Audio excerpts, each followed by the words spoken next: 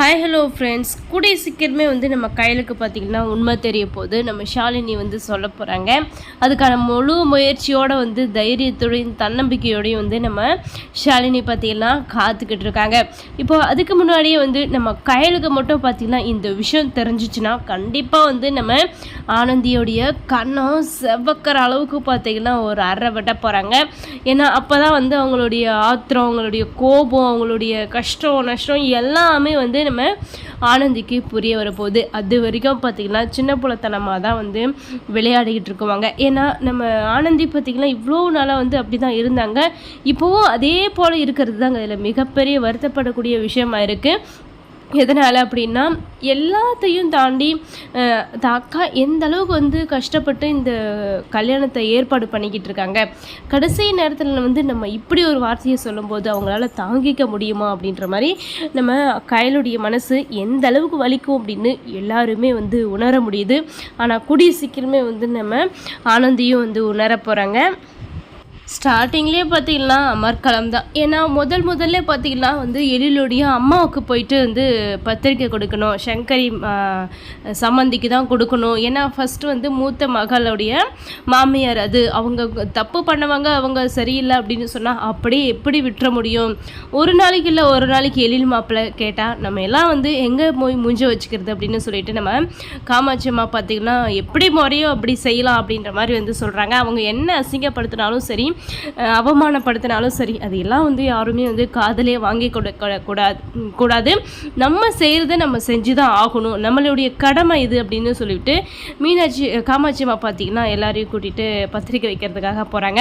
ஆனால் அங்கே நம்ம கையில் நினச்சதை விட அதிக அளவில் பார்த்திங்கன்னா நம்ம சங்கரி அம்மா பார்த்திங்கன்னா பேசிடுறாங்க. உண்மையிலேயே தாங்க முடியாத வருத்தத்தோடு வீட்டுக்கு திரும்ப வராங்க. ஏன்னா இத்தனை நாளாக சங்கரி மூலிமா எந்த ஒரு பிரச்சனையும் ப்ராப்ளம் எதுவுமே இல்லாமல் இவங்கள் என்னமோ இவங்களுடைய குடும்பம் என்னமோ அப்படின்ற மாதிரி இருந்தாங்க. இப்போது புதுசாக பார்த்திங்கன்னா பிரச்சனை கிளம்பிருச்சு. அதுக்கு மூல காரணமே நம்மளே ஆயிட்டோமோ, நம்மளே சங்கரியை தூண்டி விட்டுட்டோமோ அப்படின்ற மாதிரி வருத்தம் ஒரு பக்கம் பார்த்திங்கன்னா நம்ம கையிலுக்கு நிறையவே இருக்குது. எல்லாத்தையும் தாண்டி இப்போ இந்த கல்யாணத்தையும் எப்படியாவது நான் நிறுத்துவேன் அப்படின்னு சொல்லிட்டு இப்போது நம்ம சங்கர் என்ன பண்ண போகிறாங்க அப்படின்னா மீனாட்சி அம்மா கிட்ட பேச போகிறாங்க. ஏன்னா நம்ம தர்மலிங்கம் ஏற்பாடு செஞ்ச சம்மந்திங்க கிட்ட பேச போகிறாங்க. ஏற்கனவே நம்ம வேதவழி போட்ட குண்டே பார்த்திங்கன்னா இன்னமும் அணையலை. அந்த அளவுக்கு கொழுந்துக்கிட்டு எரிஞ்சிட்டு இருந்துச்சு. இப்போது நம்ம கையல் பார்த்திங்கன்னா ஏதேதோ ரொம்ப மனசு நொந்து போய் பேசி அவங்கள சமாதானமாக்குறாங்க. இப்போது மறுபடியும் இன்னொரு பக்கம் பார்த்திங்கன்னா நம்ம சங்கரி இன்னொரு குண்டு போட போகிறாங்க. அது ஒரு பக்கம் பார்த்திங்கன்னா கொழுந்துக்கிட்டு எரிய போகுது. இப்போது அதாவது கையிலுடைய மாமியாரும் சரி, தேவியுடைய மாமியாரும் சரி, எல்லாமே ஒரே மாதிரி தான் பேசுகிறாங்க. அப்போ இவங்க எல்லாம் உண்மையை தான் சொல்லுவாங்களா? இந்த குடும்பம் சரி இருக்காதா?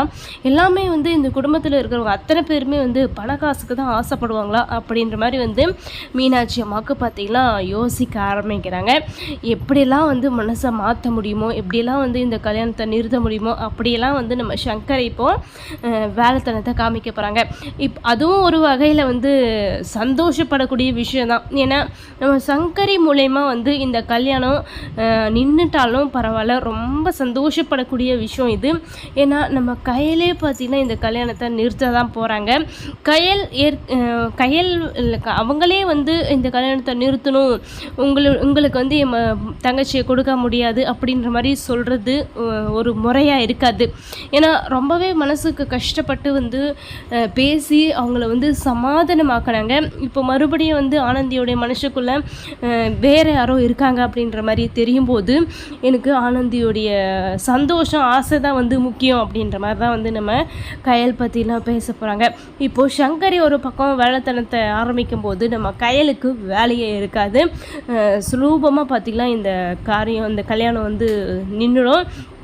அதே போல் வந்து நம்ம ஷாலினிக்கும் பார்த்திங்கன்னா ரொம்ப சந்தோஷப்படக்கூடிய விஷயமா இருக்கும். ஏற்கனவே வந்து இது எதிர்பார்த்த ஒரு விஷயந்தான். இவங்க வந்து கோவப்பட்டு போனவங்க கோவப்பட்டு போனதாகவே இருக்கட்டும், மறுபடியும் வந்து இந்த வீடு தேடி வரவே கூடாது அப்படின்ற மாதிரி வந்து நினச்சிட்டு இருந்தாங்க.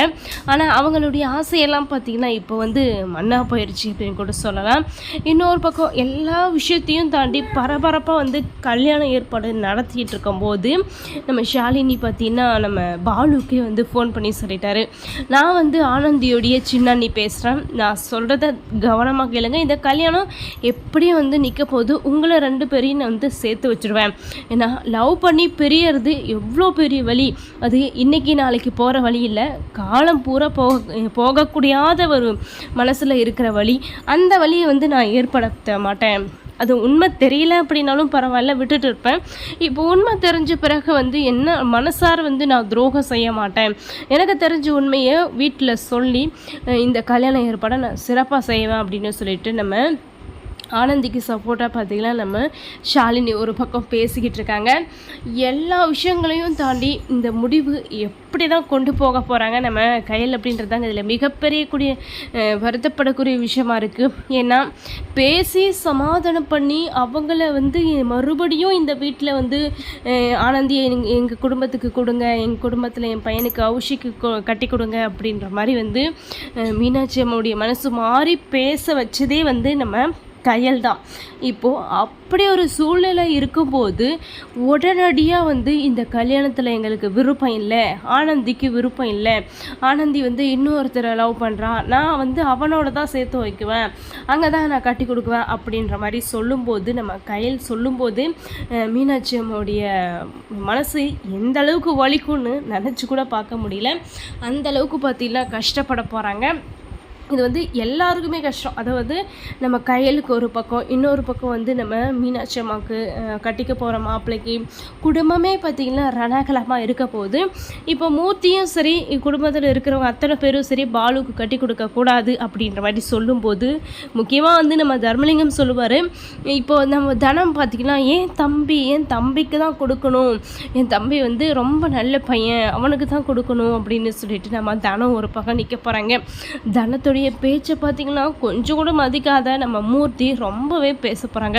இதனால் பார்த்திங்கன்னா நம்ம தனம் அண்ட் மூர்த்தி இவங்க 2 பேருக்குமே கூட பார்த்திங்கன்னா மன கஷ்டம் ஏற்படும். 2 பேருக்குமே பார்த்திங்கன்னா பிரச்சனையும் வந்து உருவாகும். எல்லா விஷயங்களையும் தாண்டி இவங்களை நான் சேர்த்து வச்சே ஆகுவேன் அப்படின்ற மாதிரி வந்து ஒரு சபதமே எடுத்திருக்காங்க நம்ம ஷாலினி. நினச்சதை நிறைவேற்ற போகிறாங்களா இல்லை நம்ம கையில் நினச்சதை நிறைவேற்ற போகிறாங்க அப்படின்ற விஷயத்த நம்ம பொறுத்திருந்து பார்க்கலாம். இந்த மாதிரி இன்ட்ரெஸ்டிங்கான வீடியோ கேட்க நம்ம சேனலை நீங்கள் சப்ஸ்கிரைப் பண்ணிக்கோங்க.